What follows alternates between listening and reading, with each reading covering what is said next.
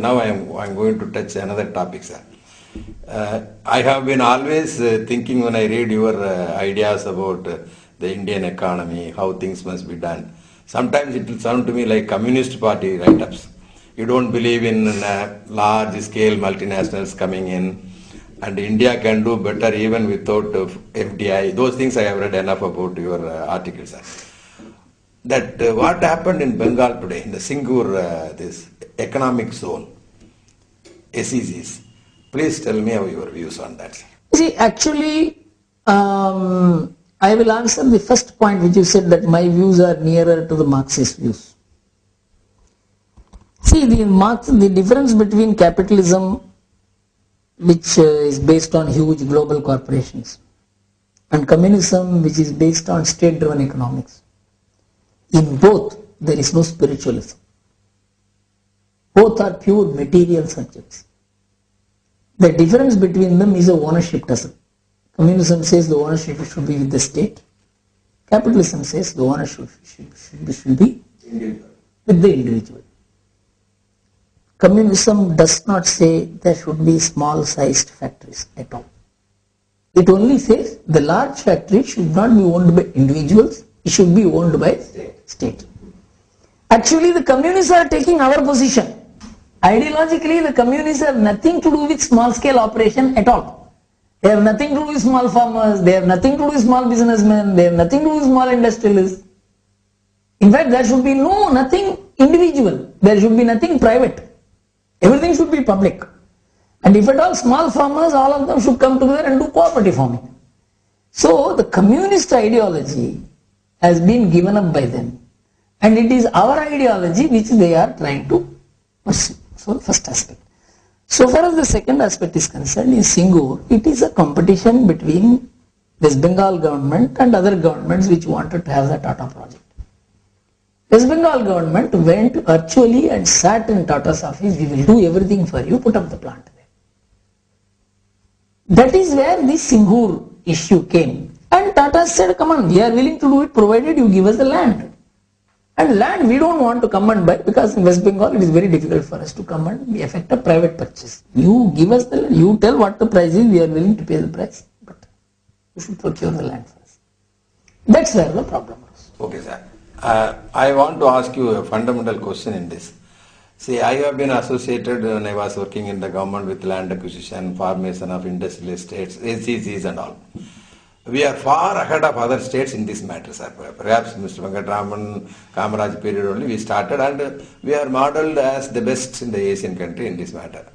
Now a time has come, a lot of awareness on the part of everybody. Even when places where there is no awareness, politicians are there to whip up the feelings of farmers and landholders.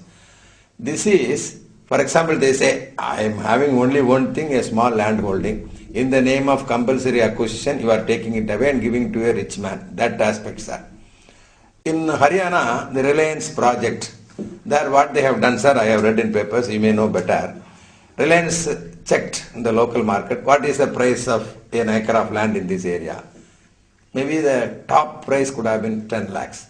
Okay, 12 lakhs. So people fell in line like paying their electricity bills and started selling their lands to them. Its own aspects, sir. Are Tatas trying to get cheap land? This is a valid criticism by some people who know the subject. Why not they like Anil Ambani go and directly buy the land, say, at the high cost and write it into the project cost itself? This type of projects can easily withstand high cost land also. This is one argument, sir, because you are associated with it. But actually, basically what I think, I don't think in Tata's case they wanted a cheap land, because this 1,000 acres and even at 10 lakh rupees per acre, it is nothing. In fact, the price paid is not a lower price. They said, we can't come and effect private purchase of land in West Bengal because your own party may oppose it. If you want us in West Bengal, you have to procure the land for us. And the price, in fact, it is not said that the price paid is lower. Huh? In fact, the price paid is higher than the... that's not the issue. So then it is more politics, less economics. See, actually what I felt is, out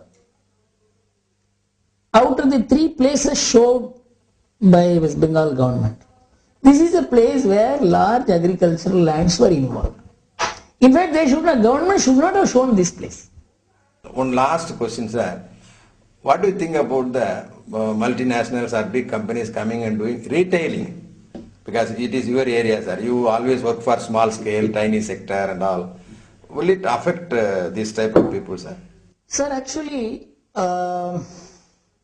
this retail concept you must understand. It actually makes manufacturing less profitable. And the entire profit is shifted to, and the economic power is shifted to the retail chain. Whether this kind of economics will work in India is the issue. Whether Exactly. that itself is an important. Question first. This is the most important. Yes, thing. Whether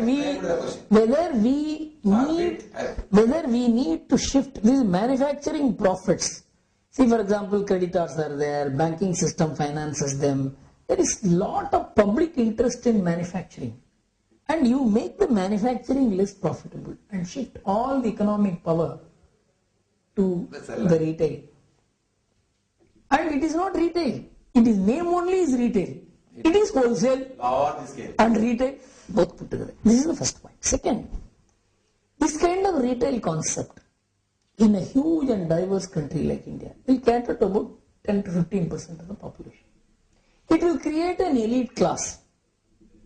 But India will have a rainbow system of distribution of products. 7, 8 systems. The bunk shop will be there, the small shop will be there, a bigger shop will be there, a slightly bigger shop will be there, and the large stores will also be there. But what it will mean is that these people will make the business of smaller people less profitable. Or make them die. No, according to me, they will not die. But their profit margins will go down so badly. They will, if somebody is making 20,000 rupees a month, he will be making 7,000 rupees a month.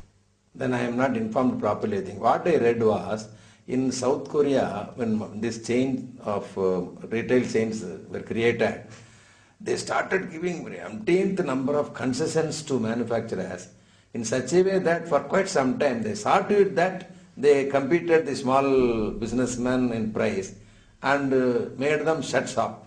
Is it right or wrong, sir? You see, in some cases it may happen in about 15-20% cases, but they will move on to another place. It is not that they will be destroyed, but what I am saying is whether we need this kind of model of retail at all is the debate. Sir, thank you very much, sir. We learned many things and it will be very nice of you. We will broadcast this throughout the world and we will look forward to meeting you again, sir. Thank you, Mr. Murugan. Thank you so much that your questions were diverse, commencing from Hindutva to retail.